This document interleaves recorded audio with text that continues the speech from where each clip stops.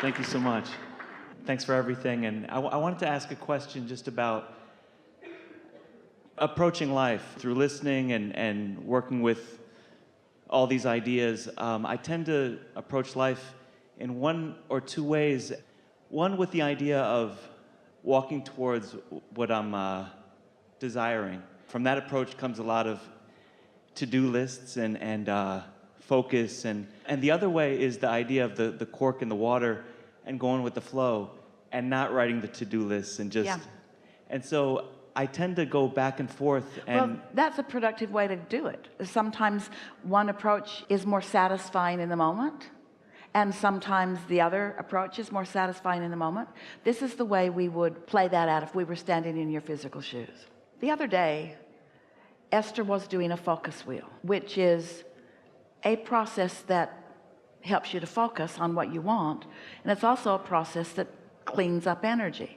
In other words, it helps you to focus your energy toward what you want. But there's resistance in the process, because just in the knowing that you're going for something that isn't coming naturally to you right now, the what's not coming naturally to right now is a player in your mix. So a friend had been staying with her for a little while, and they had done quite a few focus wheels together. So Esther was really sort of on the focus wheel, let's clean up all the messy business that I have going on in my life era of her life. And then she was sitting there by herself one morning attempting to do that. A thought came into her mind, and the thought said, because she was focused upon something specific around her business and her office that she was wanting to feel better about, and the thought came to her, wait a minute, I'm a powerful creator, I'm invincible, and if I could have it just the way I want it, what would I choose? And in the middle of that if I could have it thought came the since I can have it thought. And all of a sudden everything in Esther's energy stream shifted, because her vortex became dominant when she said, since I can have everything I want, and since everything that she wants is in the vortex. Just in that shift in her statement, the vortex called her in such a way that she felt out of body. She felt like she went through a portal, and for about 10 seconds she saw perfection in her life, just for about 10 seconds. And for the first time, these are her words back to her daughter and her friends that she's chewed over this moment in time with.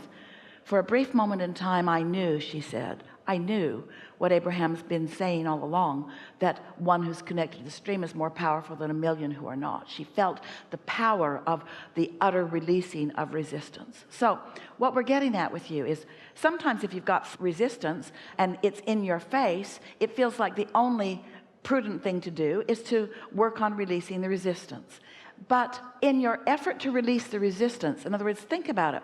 If source is calling you forward and there is resistance over there, and you've decided to release some resistance, aren't you looking over there where the resistance is? What have you got your ear out for?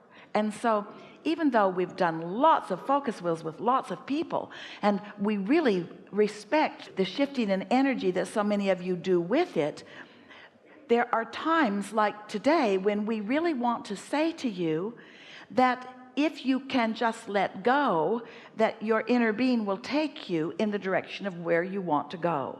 And so the rule of thumb that we would use is this: focus a lot if you're feeling great. And by focus a lot, we mean focus on it until it becomes more and more and more and more and more and more specific. And don't take your attention from it as long as the specifics that will grow, because the momentum says they must. The specifics will grow and grow and grow and grow and grow. The momentum will grow and grow and grow and grow. Your feeling of elation will get higher and higher and higher and higher and higher. You'll feel more and more and more and more invincible. And as long as that is the way you are feeling, do not take your eye off of whatever is causing that momentum to increase. But if something different than that is happening, if the more you focus, the more frustrated you're becoming, if the more you're focusing, the more it feels like a struggle, then let it go. Let the specifics go. Specifics are your friend when you feel great. They are not your friend when you don't feel great. General is your friend when you have any resistance at all. And general is always your friend. Non-resistance is always your friend. But if you are in a general place of non-resistance, it is our absolute promise to you that the momentum from that general place of non-resistance will grow and expand until you will feel that euphoria that you are looking for. And that's what we meant early in this conversation today when we were talking about those piles of sticks. And that if you take any subject where it's easy for you to find alignment, now it will be easier for you to find the specifics of the alignment of all of those different subjects. Does that make sense to you? Did you get that? It's like if you get into your vehicle and you don't really know what you're doing, you're new at it, your driving instructor wouldn't say, put the pedal to the metal.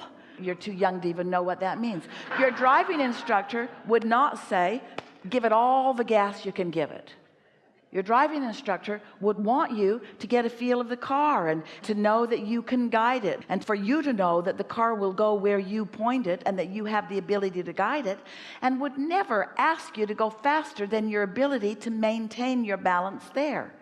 And yet when it comes to intention, so many of you just want to go all the way to where you want to go, even though you don't have control of your vibration at all.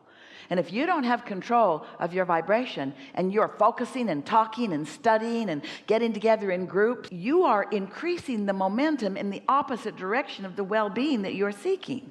Yes? Right. At first, that idea about the focus wheel, and it's relevant. This is the discussion that's the difference between whether to be a deliberate creator or be an allower. And what we want to say is, you've been a deliberate creator. Life has caused you to be a deliberate creator. You have put into your vortex everything that you want. Core desires are there. And because they've been over there, and your inner being's been there, who is you also, and because the law of attraction is responding to your inner beings, can you see that the cooperative components have all been gathered to the intentions and desires that you've given birth to? The baby in the womb, that mother is not sitting all day and programming herself to do the right thing for that fetus to expand. There is a process that she trusts and knows. And what's growing in the womb of your vibrational reality is like that too. You see. So if there's something or many things that I've wanted, it is there, and I guess the idea of that, it's just that simple. So and your lack of attention to it not being there will cause a stream of clues about where it is to flow into your experience, which is what you live for. The struggle I've had is that I've had these desires, and through this work I've thought, well, it'll be helpful to have, I mean, the thought that comes to mind is vision boards and writing the affirmations and focusing. All of that's good, anything that causes you to focus. But the question to ask in the moment, we've taught all of those things. We write books that are full of processes. But the question that we really want you to ask yourself once you're involved in the process is this process relieving my resistance? Am I feeling relief in this process? Do I feel better now in this process? And if the answer is no, then stop it immediately. Don't do something that is exacerbating your sense of resistance. And humans, you all believe in that. You believe in struggle and hardship and sacrifice. You do. And we don't deny that you can eke out a really crappy, mediocre life through effort. And we know that you like to compare yourselves up against all the other crappy, mediocre lives and say, well, my crappy, mediocre life is less crappy and less mediocre than yours. And we say, that's not a lot to crow about. If we were standing in your physical shoes, we'd be reaching for the stars. We'd be reaching for euphoria. We'd be reaching for clarity and fulfillment and upliftment and enthusiasm about life. You're supposed to really love this life. And if you don't, your approach has been a little skewed. And your approach has been, in most cases, guided by others who think they would benefit by you doing something for them. So they've convinced you through long lists of rules, religious and secular, that these are the things that you need to do to be a good citizen. And if they were really deep in the understanding of what they mean, they'd be saying, you need to do this so that I will feel better. And they are the first ones to tell you, don't you dare be selfish. Which is ironic, because what they mean is, don't follow your selfish instincts, follow mine, where your inner being is just knowing you and calling you to who your inner being knows that you really are, a lover, knows who you really are, a blessed deserver of magnificent things, and someone who's high on life, a fun-loving otter of the universe who adores alignment and upliftment and new ideas to chew on.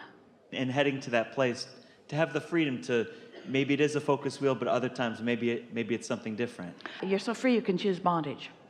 But to have the sensitivity to know how you're feeling and the clarity to know that how you want to feel is good. A wonderful mantra is, I'm going to find the best feeling thought that I can find.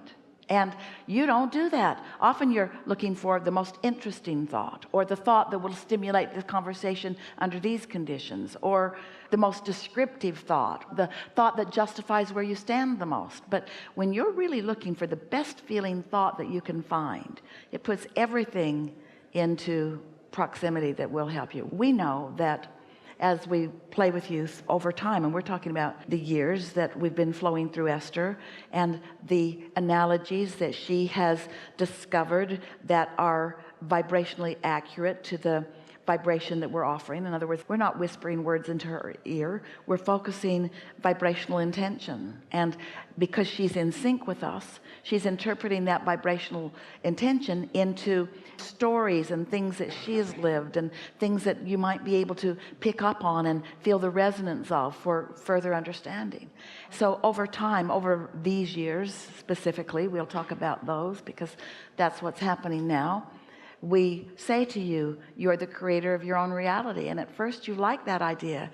Oh, I'm free to create my own reality. And then you step into that place of responsibility and you say, eeks, I create my own reality. You're sort of bipolar about whether you even want to be the creator of your own reality. And then we look schizophrenic to you too, because we say segment intend and be deliberate and think about what you want and script. And even we say daydream. And then sometimes we say relax and put your feet in the water and meditate and just let it be. And you think, Abraham, what do you want from me? Do you want me to get really deliberate, or do you want me to chill? And we say, you have to know where you are before the answer can be the right answer. If you're feeling great, don't chill, focus. Because when you focus, when you feel good, then you get to feel the momentum of that. Really, we're just asking you. Esther and Jerry drove around in Prevost buses for years. Big and powerful and wonderful and lumbering, really, by comparison. They were high profile. They had a lot of weight behind them. The bus itself weighed 60,000 pounds. And when you're going down a mountain, you don't want to let it loose. You want to set it in a gear because you don't want to burn up your brakes, where the gears will actually offer enough resistance to the engine that it goes down the mountain in a controllable way. And then Esther went from that big, massive, lumbering, she loved it, machine to an Audi R8 that was close to the ground and engineered like nothing that she had ever driven before. And she discovered as she went out in the night and drove it when no one was looking, that she could take corners like she'd never taken corners before. That inertia was not the factor at all that it had been. The physics of the world were different in response to that big lumbering bus and that little Audi R8. She demonstrated it to herself. Her logic already knew it, but her experience of it was thrilling to her. She actually began to feel like she was driving down the freeway one day according to the speed limit, because she is a lawful person unless no one's looking. And she drives according to the conditions, which is what the driver manual says. Drive according to the conditions. And she wanted to be over there and traffic was all backed up. And for a moment, she actually thought she could just put it in another gear and just leap over there. Felt to her like that machine would fly. She didn't try it, but for a moment, she put into her Vortex a car that will fly. Someday she will drive it. She won't be the first. She'll wait till they work the bugs out of it. Then she'll go get one. So, we know you hear the point. Thank you. Thank you. Thank you.